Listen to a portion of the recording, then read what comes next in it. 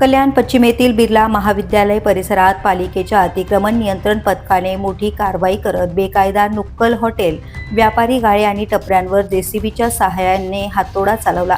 सार्वजनिक वाहतुकीला अडथळा निर्माण करणाऱ्या आणि पथपथांवर अतिक्रमण करून उभारण्यात आलेल्या या बांधकामांवर बुधवारी सकाळी धडक मोहीम राबवण्यात आली।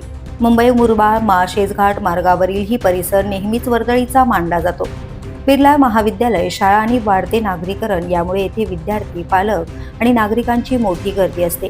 मात्र काही स्थानिकांनी पालिकेच्या बांधकाम आणि बाजार विभागाची कोणतीही परवानगी न घेता पथपथ आणि रस्त्यांवर बेकायदा हॉटेल, गाळे आणि टपऱ्या उभारून व्यवसाय सुरू केला होता। त्यामुळे नागरिकांना पथपथावरून चालणेही कठीण झाले होते। या संपूर्ण प्रकाराविरोधात एका जागरूक नागरिकाने मागील 2 वर्षांपासून पालिका आणि शासन स्तरावर सातत्याने पाठपुरावा केला। अखेर या तक्रारीची दखल घेत कल्याण डोंबिवली महापालिकेच्या ब प्रभाग अतिक्रमण नियंत्रण पथकाने कारवाई करत बेकायदा बांधकामे जमीनदोस्त केले। या कारवाईमुळे स्थानिक नागरिकांनी समाधान व्यक्त केले असून पथपथ आणि रस्ते आता मोकळे झाल्याची प्रतिक्रिया नागरिकांकडून व्यक्त केली जाते। द पोलीस न्यूजसाठी अनिल शिरसाट, कल्याण।